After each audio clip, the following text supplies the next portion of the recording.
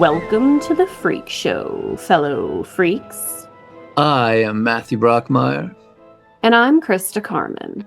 And this is Murder Coaster.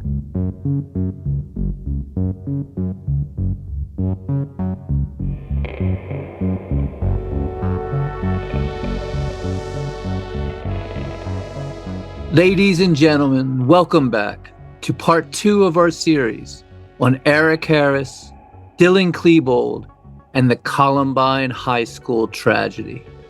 Last week, we brought you the childhood of these two computer nerds turned killers, who in many ways were polar opposites of each other.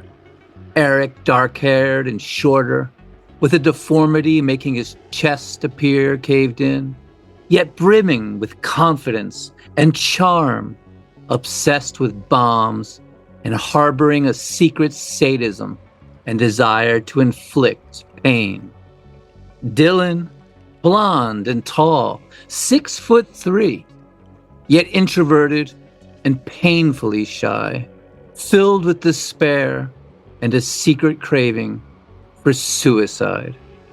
We detailed how Eric had fallen out with their other best friend, Brooks Brown, and how Brooks had now become a target of their so-called missions, pranks and vandalism, and how Brooks, tipped off by Dylan, then discovered Eric's website, which was filled with violent fantasies, including detailed instructions on the making and detonating of pipe bombs, and specifically stated he wished to kill Brooks, saying, "All I want to do is to kill and injure as many of you pricks as I can, especially a few people like Brooks Brown." Let's begin. Chapter 5, Love and Hate.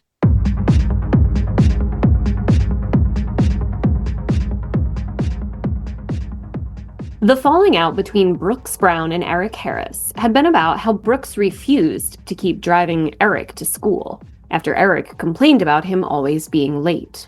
But Eric's parents remedied this by buying Eric a black 1986 Honda Prelude, a car which Eric would drive every day thereafter and would become a key instrument in his mission of carnage that would follow. Prelude is such a sad, weird name for a car, isn't it? Prelude being the introduction to something more important. I remember I had a friend with an Aspire, and I always wondered about that name. Like, are you aspiring to one day have a real car or something? Who comes up with these names? Like, Focus. What's that supposed to mean? I know. Hopefully everyone driving a vehicle is focusing. Yeah, right? But yeah, Prelude is definitely like a weird one for this story. It isn't known why Dylan Klebold alerted Brooks to Eric's website. Perhaps it was because he still considered him a friend and wanted to warn him. Perhaps he was hoping the police might get involved and nip Eric's sadistic desires to kill and maim in the bud. Or maybe it was to scare Brooks, intimidate him, to escalate their power dynamic over him. But regardless, when Brooks saw the things Eric was writing, he was terrified. He knew Eric Harris was crazy and deadly dangerous. So Brooks told his parents, Randy and Judy, and showed them the website, which pretty much proved it was Eric who had been vandalizing their house, shooting it with paintballs and knocking out the garage window, lighting fireworks on their lawn at night, purposely setting off the alarm, and included direct threats against Brooks himself, including printing their address and phone number and asking readers to harass them or worse. Randy and Judy printed out 12 pages from the website and gave it to the sheriff. 12 pages spewing hate and threatening to kill. The sheriff wrote up a search warrant and then just seemed to forget about it. It was never presented to a judge. If they had done the search, they would have located pipe bombs and gunpowder and early evidence of forming a plot to attack the school. It was exactly 1 year, 8 months, and 13 days before the attack on Columbine High School.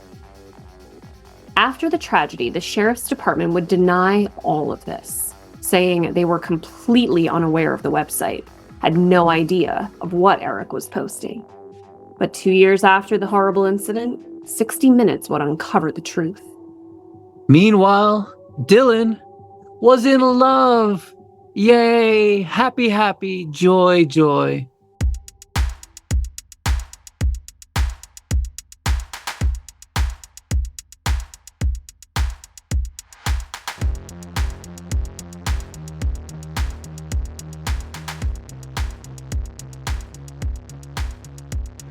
Yes, Dylan was head over heels in love, writing in his journal, "My first love. Oh my God, I am almost sure I am in love with Harriet. If soulmates exist, then I think I've found mine. I hope she likes techno." The only problem was he had never even talked to her. She had no idea he even existed. At one point, Dylan writes in his journal how ecstatic he is that she may have waved at him, that she actually noticed him and waved. He's just over the moon, and he decorates the pages of his journal with hearts. But then he begins to wonder if she actually did wave at him, thinking it could have been someone behind him, some other person she was waving at. And he then sinks into a deep depression. Man, this is so sad and pathetic. Heavy, heavy incel vibes. Dylan writes in his journal how no girls like him, not even platonically. But you know, the truth is, there was a girl who deeply, deeply cared about him, wanted to be with him, a girl named Robin Anderson, who he'd met while doing the soundboard for theater productions. And she was fucking gorgeous. She had long blonde hair, a cute cherubic face. Robin Anderson was also very smart, the school's valedictorian, and she'd do anything for Dylan. Anything. Later, she'd even end up buying him and Eric guns, and Dylan would go to the prom with her. But for some reason, she just wasn't good enough for him. It's fucking weird. I don't know what's up with that. Eric, meanwhile, somehow catching wind that his website was causing attention, took it down. And with his website down, he started a written journal, which he called The Book of God. He opened it by saying, very revealingly, "I hate the fucking world. People are stupid. I'm not respected. Everyone has their own goddamn opinions about everything. I am higher than almost anyone in the fucking world in terms of universal intelligence. Ever wonder why we go to school? It isn't obvious to most of you stupid fucks. But for those who think a little more and deeper, you should realize it is society's way of turning all the young people into good little robots." A textbook narcissistic personality. In Eric's strangely analytical mind, natural selection had failed. Medicines, vaccines, and programs for the disadvantaged had kept those that should be rejected and dead in the herd. Nuclear holocaust and biological warfare seemed a good thing. He continued, saying, "I know I will die soon. So will you and everyone else. The majority of the audience won't even understand. If we have figured out the art of time bombs beforehand, we will set hundreds of them around houses, roads, bridges, buildings, and gas stations. It'll be like the LA riots, the Oklahoma bombing, World War II, Vietnam, and doom, all mixed together. Maybe we'll even start a little rebellion or revolution to fuck things up as much as we can. I want to leave a lasting impression on the world." Chapter 6. Bad, Bad Boys.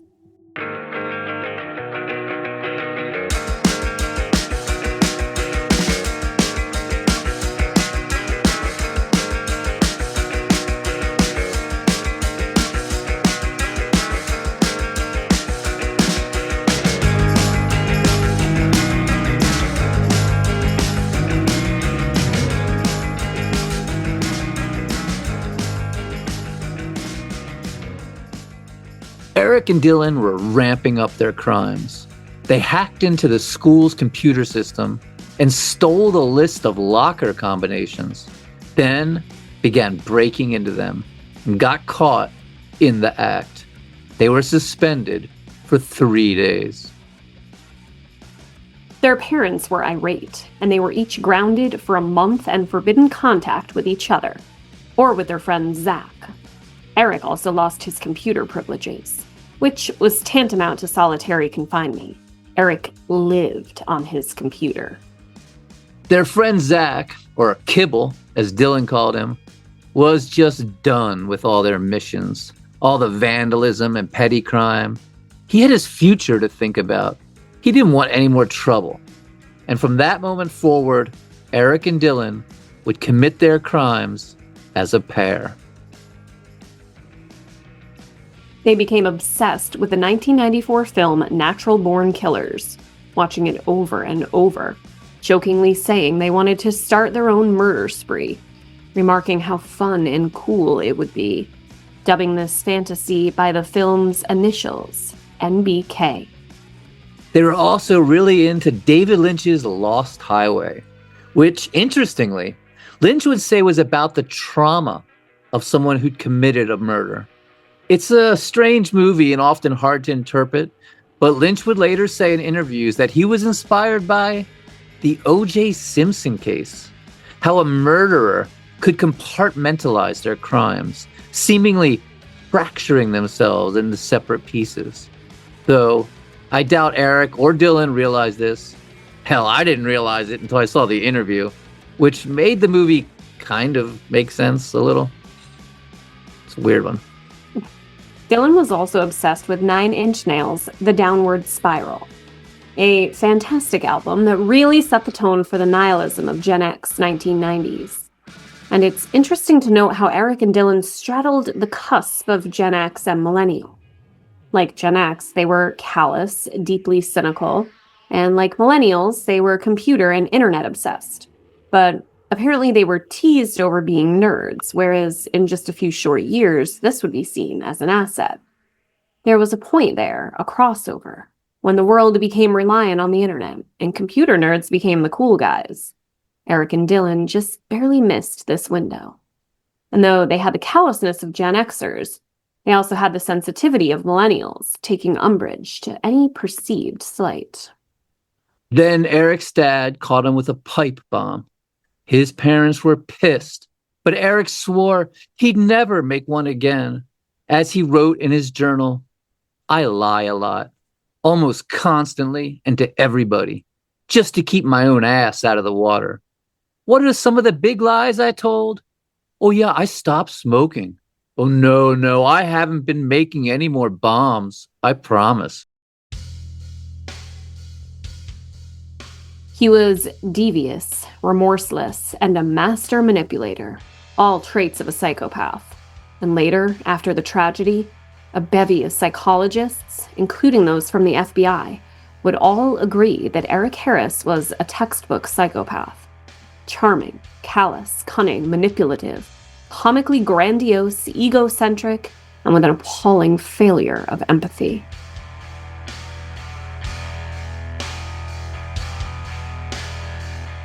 Dylan's older brother, Byron, began experimenting with drugs. And with a name like that, of course he did. Lord Byron was a notorious hedonist, a heavy drinker who used opium and reveled in overindulgence. His parents caught him and kicked him out of the house, but what did they expect naming their kid after Lord Byron? It's wild. With his brother gone, Dylan felt like he'd lost another best friend, and he became even more depressed, writing in his journal, "I get more depressed with each day. Wanna die."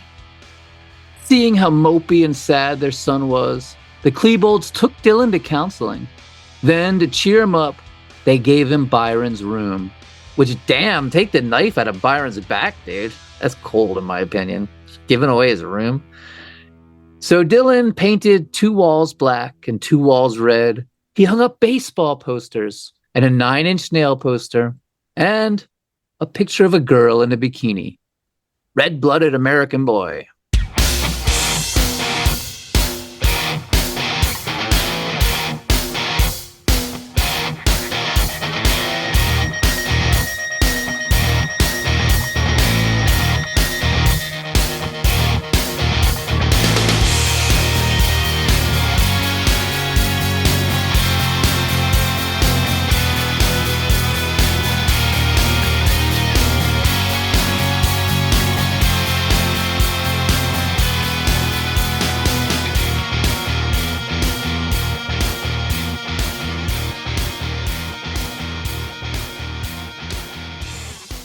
As 1997 turned into 1998, things continued their downward spiral.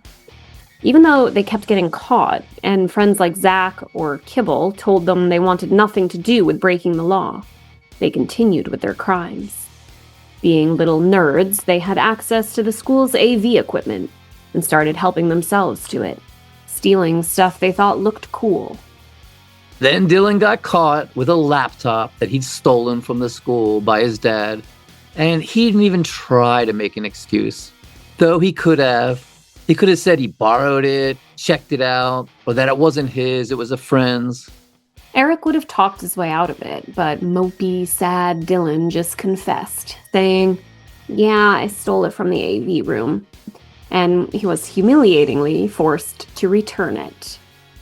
Then, shit rolling downhill, Dylan got caught scratching fag into a freshman's locker. Not cool, Dylan. Not cool. Why you gotta be such an asshole? I thought you were the sensitive poet type, named after Dylan Thomas and all. He was suspended and had to pay $70 to get the locker fixed. So far, Eric had only detonated what he called crickets, little CO2 canisters he filled with gunpowder. But on Super Bowl Sunday, they ignited their first actual pipe bomb, thinking everyone around would just be inside watching the game, which they were. It was louder and wilder than what they'd even hoped for. On January 20th, they were driving around looking for things to break and vandalize when they came across a van parked on a gravel strip out in the middle of nowhere and pulled over to get a better look at it.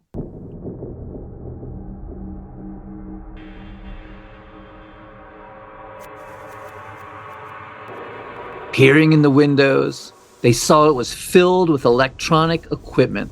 So, of course, the little nerd thieves decided to break into it. As Eric said, everything seemed so easy. No way we could get caught. While Eric sat in his prelude keeping watch, Dylan donned ski gloves and set about trying to break a window. First, he tried using his fist, punching the glass over and over again. But that didn't work, and he picked up a rock and lobbed it at the window. It just bounced off. He tried again and again, and finally the glass gave and shattered. He stuck his hand through the shattered window and unlocked the door, then grabbed, according to him, quote, one briefcase, one black pouch, one flashlight, a yellow thing, and a bucket of stuff. Dylan quickly ran to Eric's prelude and threw it all in the back seat, then went back for more. But Eric yelled to him that it was too risky. They had to get out of there before someone came and saw them. So Dylan jumped in the car and they tore away.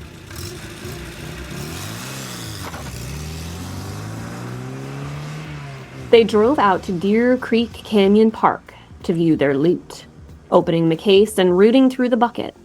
There were all kinds of gizmos and equipment, a voltmeter, a gamepad, and they loudly exclaimed over it all, not even realizing a sheriff's deputy had silently pulled up with his lights off, gotten out of his vehicle, and was sitting outside the car listening to them, before rapping on the window, shining his flashlight in, and asking them what they were up to. Okay, really quick though, I just was laughing while I was reading that, but also it's so frustrating that they were apprehended and caught so many times. I mean, I know this was just stealing, but just it's just so frustrating that what they did was still able to happen based on how many times they got rolled up by the cops. Yeah, and Dylan's parents got him a counselor. They're seeing he's acting depressed and weird, and they're begging him. They're like, "Talk to us, tell us what's wrong," and neither of them. Eric is just a liar, but Dylan just hides his emotions.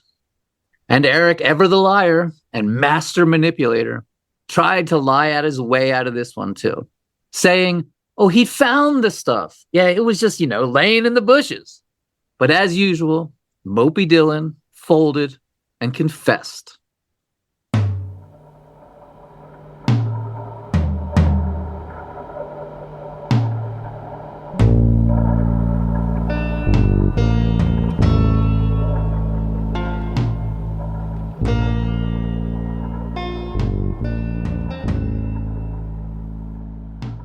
They were charged with 3 felonies, including a Class 5, which carried up to a $100,000 fine and 3 years in prison. Serious charges, and Eric threw Dylan right under the bus. He blamed him for all of it, saying he had actually tried to stop Dylan. He had said, "No, Dylan, don't do it." Dude, he's such an asshole, an unfeeling piece of shit. They were taken to jail, fingerprinted, photographed, and booked, then released to the custody of their furious parents. But because of their privilege, the good, wholesome boys from good families, instead of being thrown in juvie, they were put in a juvenile diversion program, where after a year of counseling and community service, along with fines, fees, and restitution, and a year of probation, the robbery would then be expunged from their records. Eric saw psychiatrist Dr. Kelvin Albert, telling him he was depressed and had anger issues, but never mentioned the pipe bombs or his desire to maim, torture, and kill random strangers, just saying the pressure from being an all-A student had gotten to him. He was put on Zoloft. Eric had his computer taken away. Oh, boo-hoo. But he continued working on his pipe bombs, accidentally leaving one in a park, a section of PVC wrapped in duct tape with a red fuse protruding from it. The Jefferson County Sheriff sent out an investigator from the bomb squad who defused it and filed a report, somehow never linking it to Eric's website, which had given detailed instructions on how to make such a device. Eric and Dylan were humiliated and deeply ashamed of the arrest and kept it hidden from everyone, even their close friends. But word about it leaked. Dylan was stewing in self-pity and despair, writing in his journal, "Either I'll commit suicide or I'll get with Harriet, and it will be natural-born killers for us. My happiness, her happiness, nothing else matters. By love's choice, Harriet doesn't love me. I'd slit my wrists or blow up Atlanta strapped to my neck." Atlanta was one of the pipe bombs he constructed with Eric. This kid Dylan is just so lost in absurd fantasies, thinking that this girl he's never even talked to might want to run away with him and go on a killing spree.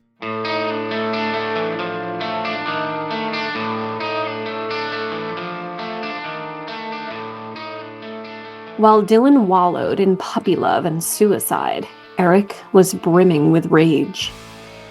Publicly, he expressed remorse, even writing the owner of the van and saying how sorry and empathetic he was.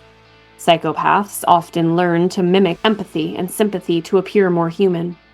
But in his personal journal, he expressed his true nature, writing, "Isn't America supposed to be the land of the free?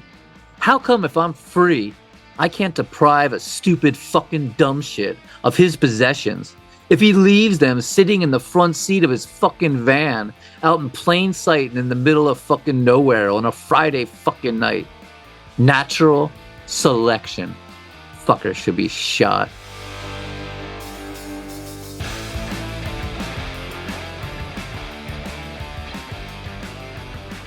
Chapter 7. The screws are tightening.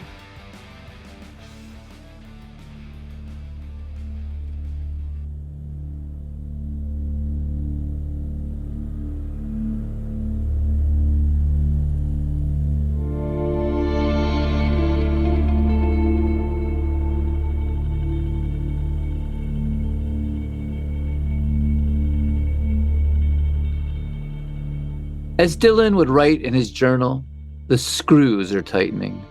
Weird things were happening, both in Columbine and around the world.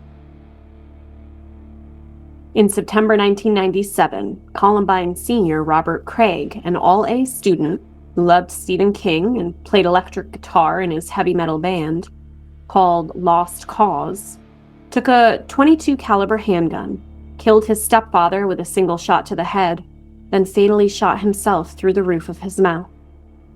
According to Brooks Brown, the jocks at the school laughed about the murder-suicide, saying, "Oh, another death metal guy died. Whoop whoop." In January 1999, Columbine student Ron Latin hanged himself. It's crazy, man. What the fuck is going on? It's like the school is cursed or haunted or something. And around the country, kids were coming to their schools with guns and performing random shootings. Luke Woodham in Pearl, Mississippi, Michael Carneal in West Kentucky, Mitchell Johnson and Andrew Golden in Jonesboro, Arkansas. And the students in Columbine were very aware of this and even joked about it, saying Columbine was going to be next. Eric even wrote an English paper on school shooters, saying, "Every day news broadcasts stories of students shooting students or going on killing sprees. Schools are easy targets.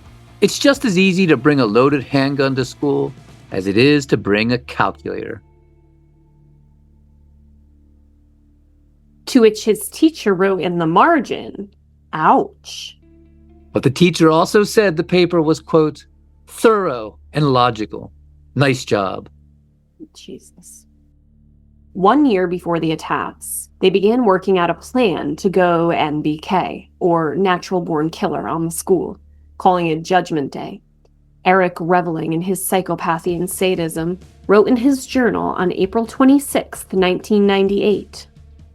"Sometime next April, me and V will get revenge and kick in natural selection. We'll be all in black with dusters, army pants, and we'll get custom t-shirts that will say R or V and NBK. First, we go to the house of Brooks in the morning before school starts and before anyone is even awake. We go in, we silently kill each inhabitant and then pin down Brooks. We take our sweet time, pissing on him, spitting on him, and just torturing the hell out of him. Once we are done, we set the bombs to burn the house down and take any weaponry we find. Who knows? We may get lucky.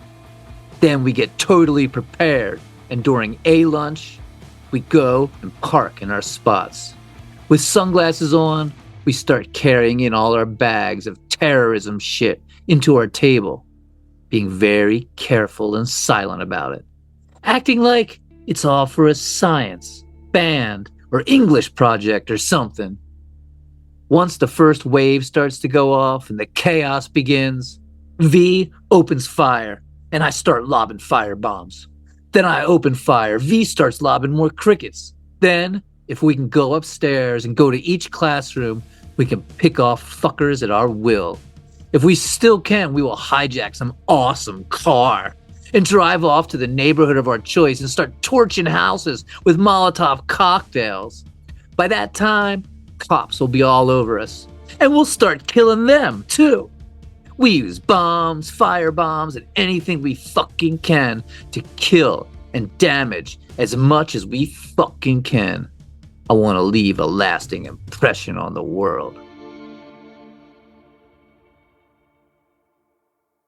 Besides clearly displaying antisocial personality disorder, narcissism, and sadistic urges, this journal entry also shows how it wasn't the jocks they were targeting.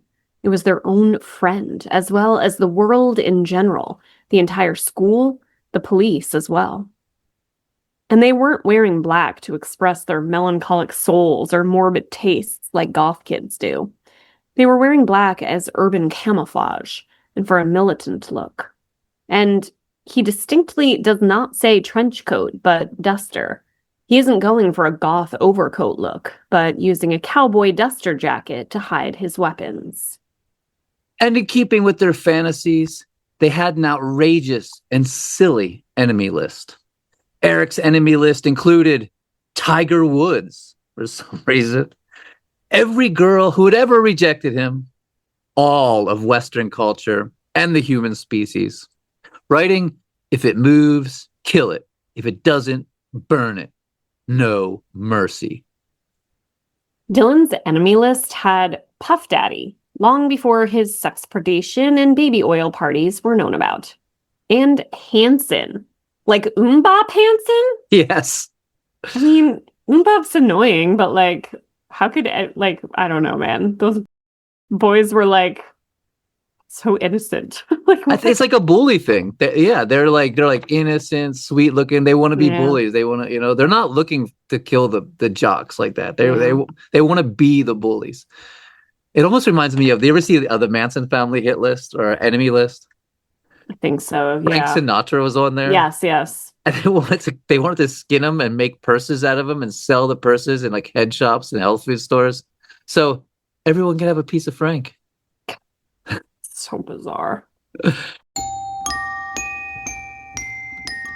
As their plans for a bombing and murder spree began to solidify, Eric became secretive and more solitary. Zach was pushed out of his friendship and wasn't to be included in NBK at all. And Eric grew very hostile towards Zach, though Zach didn't know why and didn't understand why he was being so mean to him. Dylan, on the other hand, grew closer with Zach, and while he enjoyed talking about blowing up the school and setting off bombs, he had no intentions of doing so, because he planned on killing himself long before then. Eric put on the disguise of the obedient one. He was cold and calculating, devious. While Dylan was emotional, prone to outbursts, Eric was ice to Dylan's fire. This dichotomy is extremely evident in the juvenile diversion program they were put in for breaking into the band. Eric, the psychopath, put on his mask of humanity, became the charmer. He worked at beguiling his recommendations supervisor by doing his community service. He worked hard at school, keeping his grades all A's. Eric's counselor wrote, "Eric is doing well, exceeding expectations." Dylan, the depressive, gave up. His grades plummeted, went from B's and C's to D's. He missed appointments with his supervisor and counselor, fell behind in community service, and was miserable. While Eric got a raise at Blackjack's Pizza and got a second job at Tortilla Wraps, saving his money to buy an arsenal, Dylan quit his job at Blackjack Pizza and did erratic yard work for a neighbor instead. Dylan wrote love letters to his true love, Harriet, of course never sending them, saying, "You don't consciously know who I am. I who write this love you beyond infinite.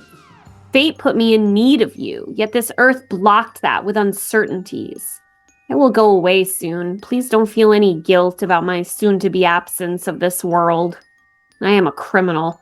I have done things that almost nobody would even think about condoning. I have nothing to live for, and I won't be able to survive in this world after this legal conviction."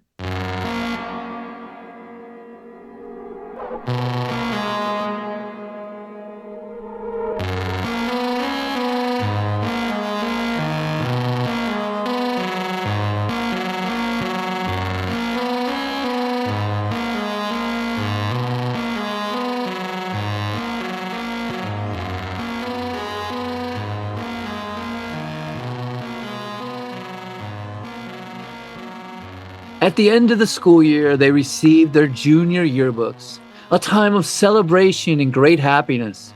Summer was coming. Students were writing silly remarks and jokes in their friends' yearbooks, keepsakes they'll have to remember these wonderful times. But what Dylan and Eric wrote in each other's books was not silly and fun. It was dark, violent, and deeply disturbing. Eric wrote in Dylan's yearbook, "God, I can't wait until they die. I can taste the blood now. You know what I hate? Mankind. Kill everything. Everything." Dylan wrote in Eric's yearbook, "Killing enemies, blowing stuff up, killing cops. We, the gods, will have so much fun with NBK. My wrath will be godlike, not to mention our revenge in the Commons." The Commons is what they called the cafeteria, which is where they decided to make their stand for the simple reason that it held the most people. Eric decorated his yearbook with swastikas, robot killers, splattered bodies. He put an X over pictures of the other students, nearly every one of them, stating they were worthless. The yearbooks were a bold and perhaps, especially for Dylan, a cry for help in a way. For if their parents found them, there'd be a lot of explaining and punishment. And if they were ever discovered by teachers or authorities, they'd be kicked out of the diversion program and felony charges reinstated. Chapter 8. Seniors.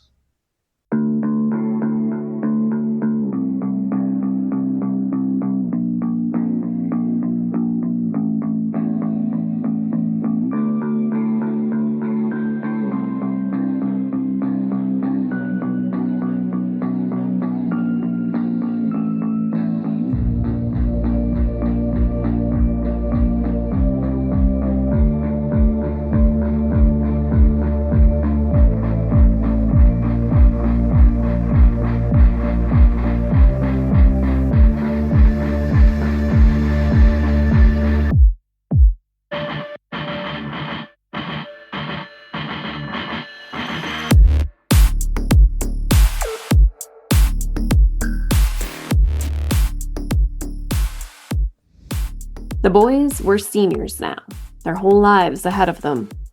To celebrate, Dylan's dad got him a car, a black 1982 BMW that they refurbished together, working on putting custom speakers into it. Dylan's dad would later say they spent a lot of time together, playing chess, fooling around on the computer, and he considered his son his best friend. Eric and Dylan both signed up for a video production class, which is, how cool is that in a high school? That would be fun as fuck. Where they made skits and vignettes, checking out video cameras.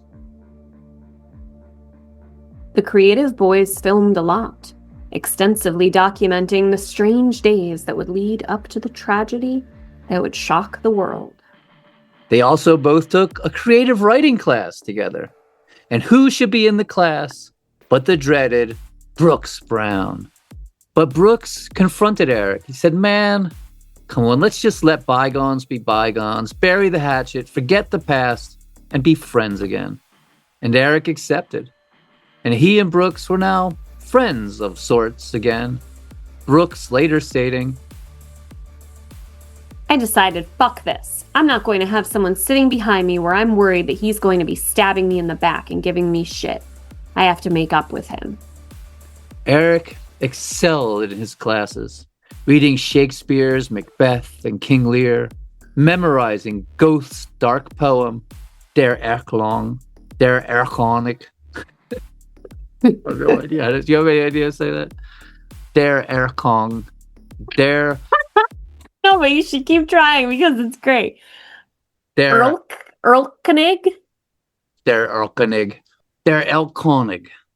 He wrote an essay on whether murder was ever justified, saying, yes, it often was, masking his violent fantasies in a moralistic manner, talking about police snipers saving lives, and how moral imperatives are situational and absolutes imaginary.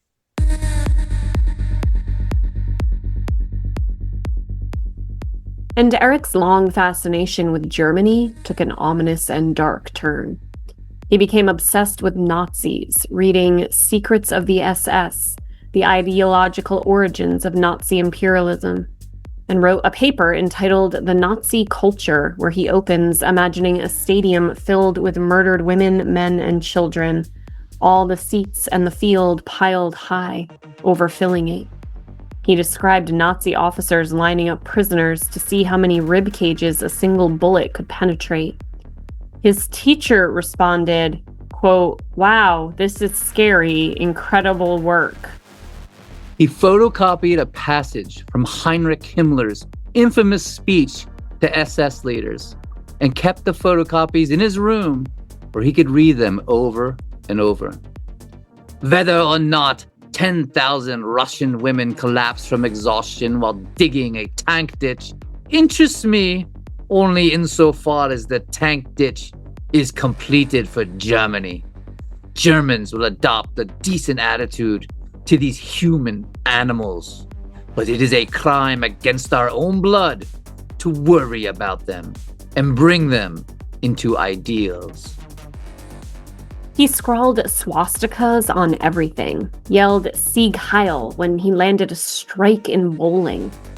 All of this, and remember, Dylan's mother was Jewish. They celebrated Jewish holidays.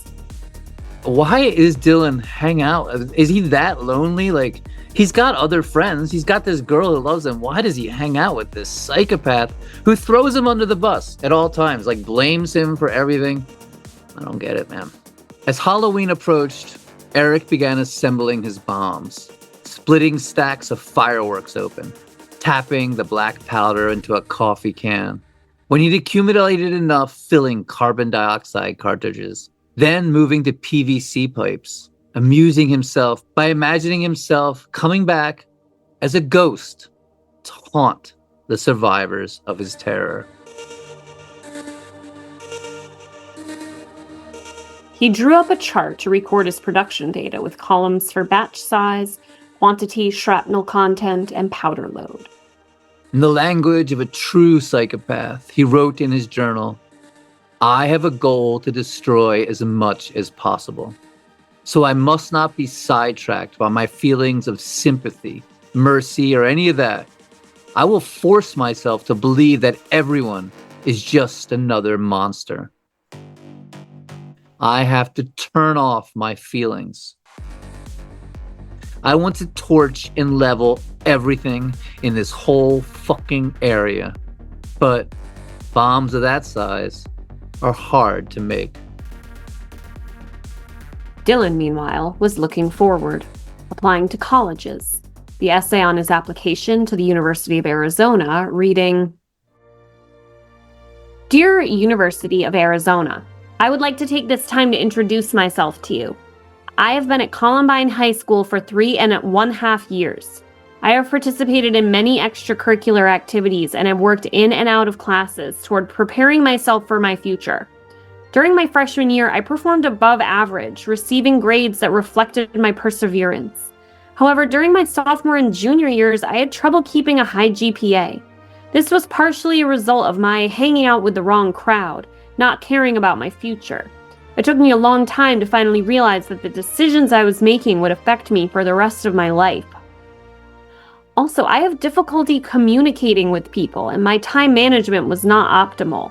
These are things I am diligently working to rectify, so my grades and my people skills reflect the positive change. Now, during my senior year, I am endeavoring to work harder than before, and to maintain good time management skills so I can achieve a better GPA than in my past.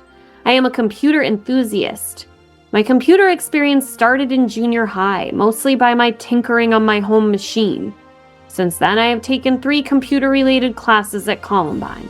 I feel like choosing computer sciences and engineering as a major will help further my education and my future. I truly believe I would be a positive member of and an active leader in U of A community. Sincerely, Dylan Bennett Klebold." Sorry to be a grammar nerd here, but I have to point out that he used a semicolon incorrectly in his college application essay. As for Eric, he didn't apply to any colleges, which surprised many, as he was gifted and bright and an all-A student.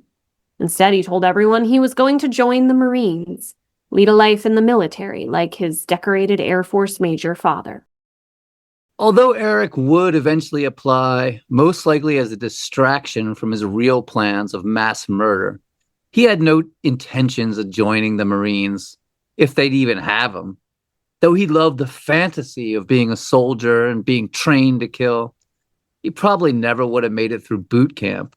He was slight, with a chest deformity, a criminal record that had yet to be expunged, and he was also on antidepressants.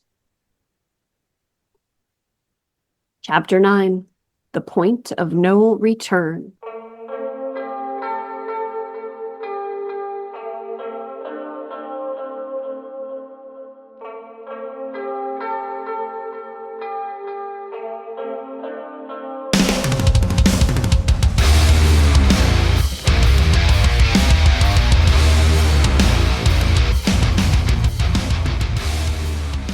In his journal, Eric declared November 22nd, 1998, an important date, calling it the point of no return, and writing, "We have guns! We fucking got them, you sons of bitches! Ha! This is what I am motivated for. This is my goal. This is what I want to do with my life." They'd driven to Denver for the Tanner Gun Show the day earlier, eyeing a 9mm carbine rifle and a pair of 12-gauge shotguns, one double-barreled, one pump-action. They tried to buy them, Eric laying on his charm, but without IDs to prove they were over 18, it was not happening. They combed their minds for a friend who was over 18 they could trust not to rat them out, and came up with Robin Anderson, the sweet little church girl and valedictorian who had a huge crush on Dylan. So the next day, Robin went to the gun show with them and used her ID to let them buy their guns. She didn't have to sign any paperwork or anything. All she had to do was prove she was over 18 and show her ID. Eric named his shotgun Arlene. They sawed the barrels off, way below the legal limit, and went out into the woods to test fire them, surprised at the strong recoil. Every inch a shotgun is shortened dramatically increases recoil.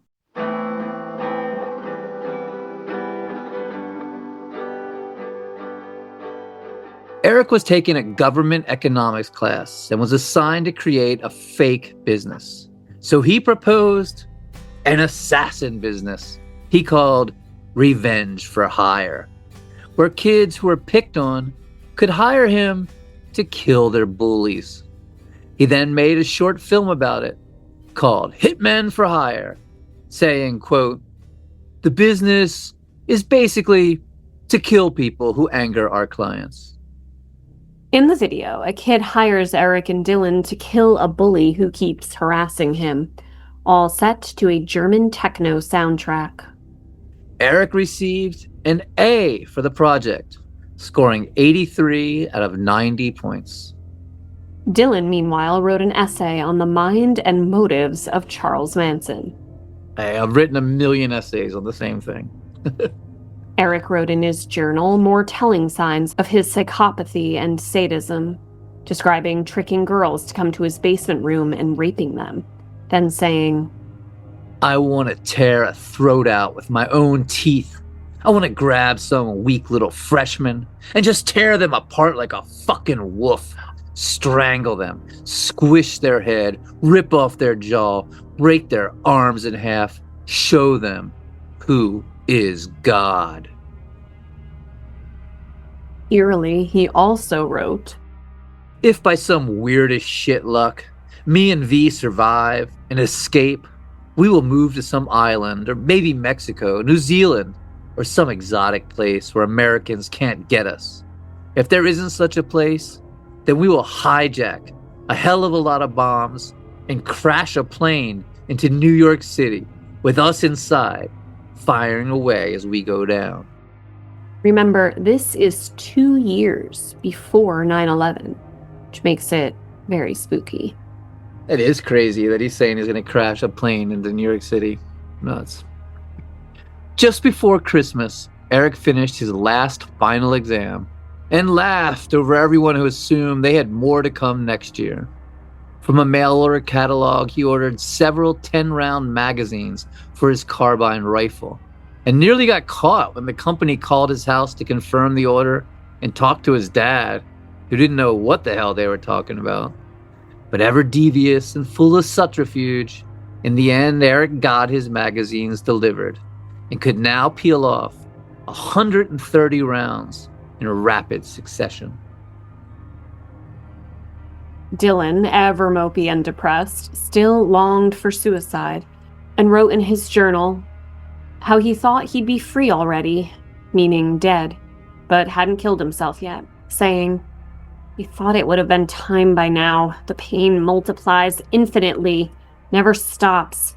Maybe going NBK with Eric is the best way to be free. I hate this." And he ended this journal entry by drawing hearts all over the page. Meanwhile, Eric worked at making napalm. He found lots of recipes online, but couldn't seem to get it right.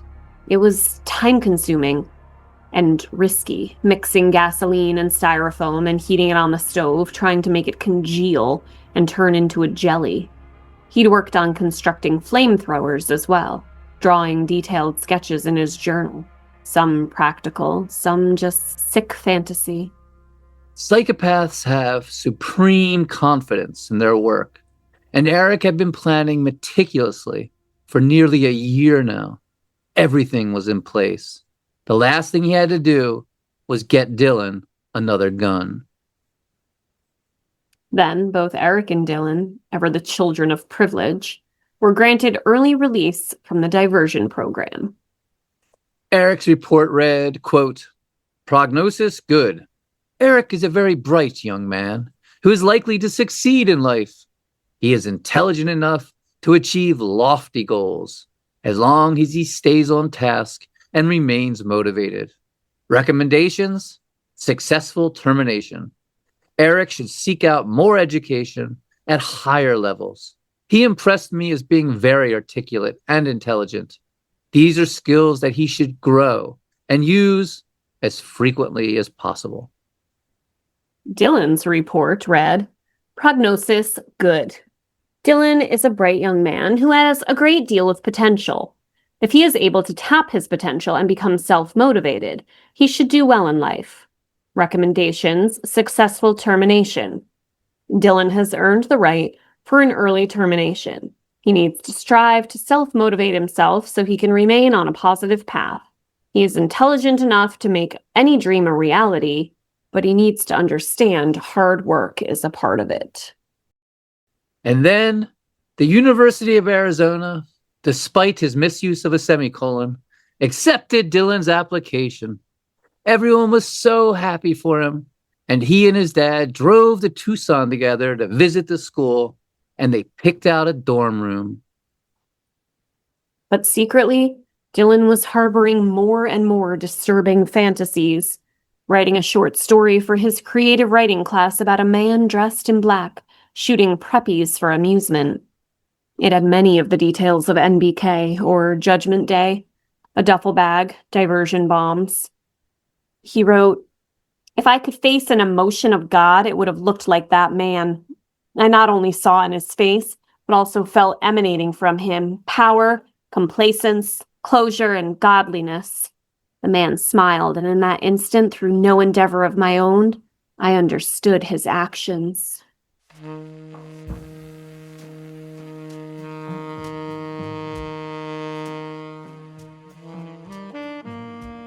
His teacher, Judy Kelly, wrote, "You are an excellent writer and storyteller, but I have problems with this." She said the story was unacceptable as it was, not for the lack of punctuation, but because it was grossly violent and offensive. Dylan whined to her, "It's just a story. This is creative writing. I was being creative." Honestly, he does have a point. But his teacher actually called his parents, who didn't seem worried. He'd been in dark places, but that was all behind him. He'd been accepted to college, even picked out his dorm room. There was no doubt he had a bright future ahead of him. But not satisfied, his teacher then brought the story to the school counselor, who also downplayed it. It was a creative writing class after all. He does have a point. But in just 2 months, Dylan would become the man in the story. And he'd actually bring that story with him when he went on his killing spree. It would be found in his car. Everything was coming together. Eric found a gun for Dylan, convincing a guy named Mark Maines to sell them the Tech 9 he'd bought at the same gun show they'd gone to and bought their shotguns and rifle at. Eric arranged the deal, paid for the gun, set it all up. But Dylan, ever the lackey to Eric's schemes, made the actual pickup. On March 6th, Eric and Dylan took their guns and went to the Rampart Range, a shooting range in the Pike National Forest, with their friends Philip Duran, Mark Maines, and his girlfriend Jessica Miklich. They headed off the beaten path to a section of dirt roads where people rode dirt bikes and ATVs, videotaping all of it. Eric and Dylan wore their dusters, most likely testing out how well the long coats hid their weapons, and shot at bowling pins. They shot at trees with the shotguns, Eric marveling at the blast in a tree, exclaiming, "Imagine that is someone's brain." The recoil caused Dylan's hand to bleed, which he thought was cool. Eric worked at reloading his shotgun and firing as quickly as possible, over and over, eventually managing to fire 4 rounds in just 5 seconds. On March 15th, 1999, just 5 weeks before what they were now calling Judgment Day, Eric started making video blogs with Dylan using an 8mm Sony camcorder he checked out from the Columbine High Video Lab. These videos have come to be known as the basement tapes, because nearly all of them are filmed in Eric's basement bedroom. In the first video, Eric and Dylan are kicked back in a plush velvet recliner. Eric is wearing a Rammstein shirt with the words Wilder Vein printed on it. He's got a bottle of Jack Daniels, and the shotgun he named Arlene is laying across his lap. Dylan, chewing on a toothpick, speaks first. "I'd like to make a thank you to Mark and Phil. I hope you don't get fucked. We used them. They had no clue. Don't blame them. And don't fucking arrest them. Don't arrest any of our friends or family members or our coworkers. They had no fucking clue. Don't arrest anyone because they didn't have a fucking clue. If it hadn't been them, it would have been someone else." Yeah, we're proving ourselves. I'm not spending much time with family, so there won't be any bonding, and this won't be harder to do. I'm sorry I have so much rage, but you put it in me. My father always moving 5 times, so I was always had to be the new kid in school and was always at the bottom of the food chain and had no chance to earn any respect. Always had to start out at the bottom of the ladder. People making fun of my face, my hair, my shirts. More rage, keep building it on. You could see all the anger I've stored over the past 4 fucking years, always treated like the runt of the litter. You made me what I am, all the stuck-up kids who hated me. Being shy didn't help. I'm going to kill you all. You've been giving us shit for years. Fuck you. Parents are so blind. I was going shooting in the mountains, had my shotgun in my terrorist bag, sticking out. My mom saw it, thought it was a BB gun. I could convince them that I'm going to climb Mount Everest, or I have a twin brother going out my back. I can make you believe anything. And Dustin, everything you say is pointless. Yeah, Nick, shut the fuck up. Shut the fuck up. You laugh too much. And those 2 girls sitting next to you, they probably want you to shut the fuck up too. Jesus, Rachel and Jen and whatever. I don't like you, Rachel and Jen. You're stuck-up little bitches. You're fucking little Christian, godly little whores. Yeah, I love you, Jesus. I love you, Jesus. Shut the fuck up. What would Jesus do? What the fuck would I do? I would shoot you in the motherfucking head. Go Romans. Thank God they crucified that asshole. Go Romans. Go Romans, go Romans. Yeah, woo! You know who he sounded like? He sounded like a baby Firefly. Who? Oh. They then proceed to Eric's room to show all their, quote, illegal shit.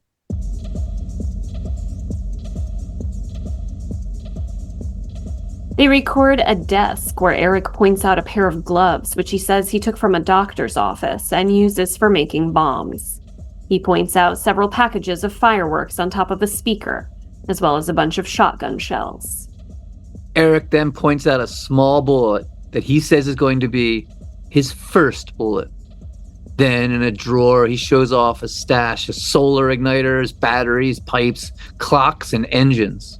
He pulls out a black 2-bell alarm clock that he says he's going to use to build a bomb, and then takes out what he describes as completed pipe bombs, calling them his beta batch.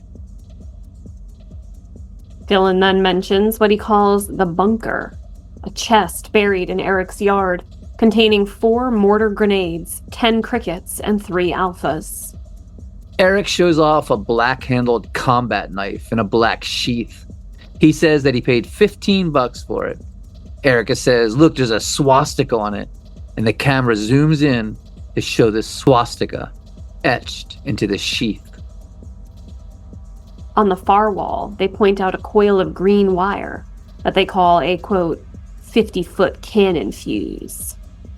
Eric then removes a CD rack to expose 3 large pipe bombs hidden behind it, which he calls the biggest of them. Eric then pulls out a black cardboard box filled with 29 crickets and talks about his coffee can full of gunpowder. They also tape a white plastic file case that holds nails for pipe bombs, caps to be filled with gunpowder, 2 boxes of 9mm bullets, boxes of shotgun shells, clips for a gun, and webbing. Eric tells the camera, this is what you will find strapped to my body in April. Later footage shows Dylan in a tan Lazy Boy recliner in Eric's basement bedroom, chewing on a toothpick while Eric Harris messes around with the video camera. When he's done, Eric sits beside Dylan with a bottle of Jack Daniels and his sawed-off shotgun. He takes a swig from the bottle and tries not to wince. Dylan then talks about the recent school shootings in Kentucky and Arkansas, saying, "Do not think we're trying to copy anyone. We had the idea before the first one ever happened. Our plan is better, not like those fucks in Kentucky with camouflage and 22s. Those kids were only trying to be accepted by others." They go on to talk about how they hate all races of people. Blacks, Mexicans, Jews, whites, and talk about enemies that abused them and friends who didn't do enough to defend them, spending over an hour discussing their hatred for humanity and their fellow high school students. Eric getting so excited, talking about his plans of murder, torture, and carnage that Dylan has to tell him to be more quiet, or they'll wake Eric's sleeping parents. Dylan then says, "We need a fucking kickstart. If we have a fucking religious war or oil or anything, we need to get a chain reaction going here. It's gonna be like fucking Doom, man, after the bombs explode. Tick, tick, tick, tick, ha! That fucking shotgun straight out of Doom. Go ahead and change gun laws. How do you think we got ours?" "We're gonna kickstart a revolution. Then we're gonna come back as ghosts to haunt the survivors, to create flashbacks from what we do and drive them insane. You guys will all die, and it'll be fucking soon. I hope you get an idea of what we're implying here. You all need to die. We need to die too. We need to fucking kickstart the revolution here." The most deaths in U.S. history. Hopefully. We're hoping. I hope we kill 250 of you. It will be the most nerve-wracking 15 minutes of my life after the bombs are set and we're waiting to charge through the school. Seconds will be like hours. I can't wait. I'll be shaking like a leaf. I hope people have flashbacks. Isn't it fun to get the respect we're going to deserve? We don't give a shit because we're going to die doing it. Eric then looks at his watch and says, it's 1:28 a.m. on March 15th. I can just hear my parents now saying, "If only we could have reached them sooner or found this tape. If only we could have searched their room. If only we had asked the right questions."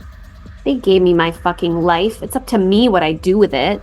My parents might have made some mistakes that they weren't really aware of. One day they'll make a movie about us. It better have a lot of foreshadowing and dramatic irony. Directors will be fighting over this story. I know we're gonna have followers because we're so fucking godlike. We're not exactly human. We have human bodies, but we've evolved into one step above you, fucking human shit. We actually have fucking self-awareness. You think Steven Spielberg or Quentin Tarantino should direct the film? Tarantino. It's a weird feeling knowing you're going to be dead in 2.5 weeks. Later that week, the senior class photograph was taken in the gym. All the soon-to-be graduating students gathering in the bleachers. Youthful, fresh-faced teens grinning and laughing.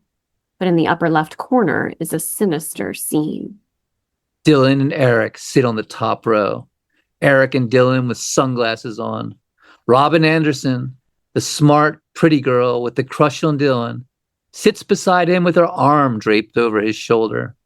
Their friends Brooks and Zach directly below them, and all of them are pretending to have guns and pointing them at the camera. All but Robin's best friend, Kelly Brown, who has her eyes rolled up and mouth open, apparently pretending to be dead.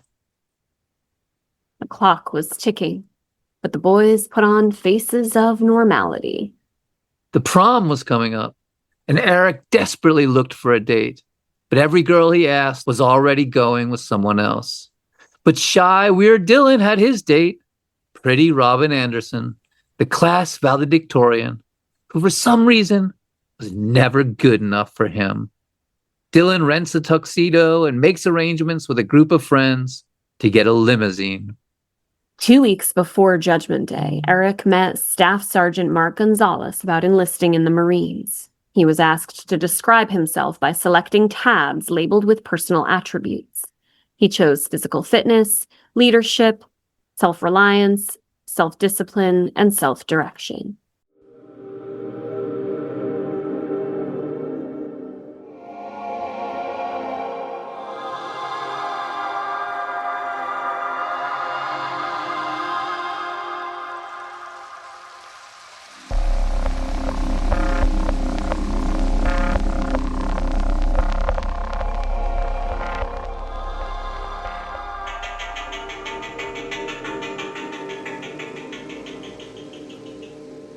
Friday, April 9th, was Eric's 18th birthday, and while he sat in school with a notebook, preparing for the upcoming day of destruction, making detailed diagrams of the cafeteria, the support beams, the location of the surveillance cameras, Dylan was out shopping for a birthday gift for him, with their friends Dustin Gorton and Eric Jackson, filming the shopping. In the video, Dylan drives everyone to King Soopers in his BMW, and he wanders around wearing a yellow DJ Spooky t-shirt. On Sunday, Dylan and Eric went to Denver for supplies, filming it all with the school's camcorder, buying propane tanks and fuel containers. Dylan buying army pants. When they got back to Eric's bedroom, he quotes Shakespeare, saying, "Good wombs have borne bad sons." Yeah, the apocalypse is coming, and it's starting in 8 days.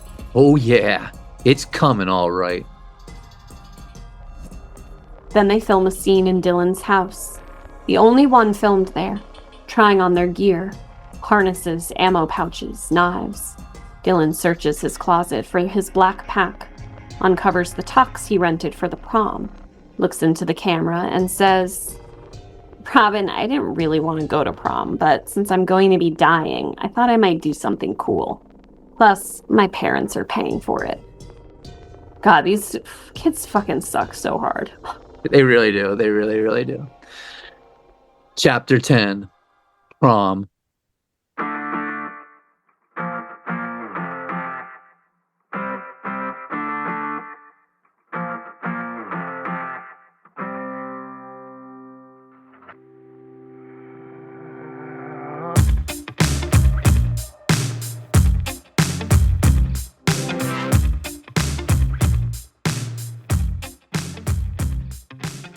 The day before the prom, the principal gathered all the seniors in the gym and told them he loved them, each and every one of them, and that he'd be very sad if any of them died. Although it's heavy with foreshadowing, he was really just warning them not to drink and drive. Afterwards, the students began to chant, "We are Columbine! We are Columbine!" Then came Saturday, April 17th, the day of the prom, just 3 days before Judgment Day. Dylan put on his tuxedo. Robin showed up, looking absolutely stunning in a midnight blue satin dress with opera-length gloves. Dylan's dad videotaped all of it. Dylan looking into the camera and saying, "Dad, we're going to laugh about this in 20 years. 3 days later, he'd be lying in a pool of blood on the floor of the school's library, dead from a self-inflicted gunshot. Dylan and Robin loaded up into the limousine with 5 other couples and went to the dance, where Dylan had the time of his life, telling everyone how he was going to the University of Arizona, was so excited to live in the desert, and had already picked out his dorm room. Eric, unable to get a date, missed the prom, but he did go to the after-prom event, a party where you didn't need a date, telling folks he was enlisting in the Marines. Dylan got home at 3 a.m., the rest of his friends going out for breakfast, but he was too exhausted and just wanted to go to sleep. The original date for Judgment Day was Monday, April 19th, the anniversary of the Oklahoma bombing, because they wanted to show how they could have done it better. Their goal was to kill more people, but they didn't have enough bullets, so they had to delay it for a day. It was now set for Tuesday, April 20th, a stoner holiday, 420, as well as Hitler's birthday. A happy coincidence for a Nazi-obsessed Eric. Although Eric was 18 now and could buy ammunition himself, for some reason he chose not to and insisted Mark Maines buy it for him at the local Walmart. Monday morning, Dylan wrote in his notebook, "One day. One is the beginning or the end. Ha ha ha. Rescued yet there. About 26 and a half hours from now, the judgment will begin. Difficult, but not impossible. Necessary, nerve-wracking, and fun. It's interesting knowing you're going to die. Calculus really did turn out to have no practical application in my life. Fuck it." Oh, I don't even know what to say about that. Dylan then made a short video, which has become known as American Dream's Breakfast Run. The film begins with Dylan running out of a friend's house and jumping into the passenger seat of Dustin Gordon's Chevy, and they take off down the street, Eric in the back seat behind the driver. They drive to Burger King, where Eric orders Cinnaminis and jokes about having a little ketchup with his Cinnaminis. Then they drive to Columbine High and motor through the student parking lot. That night, Eric and Dylan went to dinner with friends at Outback Steakhouse, Eric's favorite restaurant. Dylan had coupons. When he got home, Dylan's mom asked him how it was. Good, he'd had a nice steak. Dylan's mom told him she'd be sending off the deposit to the University of Arizona in the morning. Eric finally got the final boxes of ammo from Mark Maines. Everything was in place. At 2 o'clock in the morning, Eric made an audio recording. "People will die because of me. It will be a day that will be remembered forever."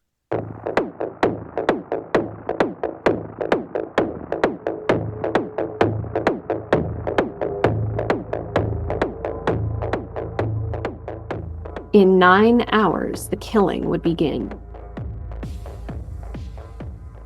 And it is here, ladies and gentlemen, that we have to end for today. Thank you so much for listening, and be sure to tune in next week for the conclusion of our series on Eric Harris, Dylan Klebold, and the Columbine High School tragedy. And do you have a case you'd like us to cover? Do you think we should know something? You just want to say hi? Reach out to us anytime at murdercoasterpodcast@gmail.com. That's murdercoasterpodcast@gmail.com.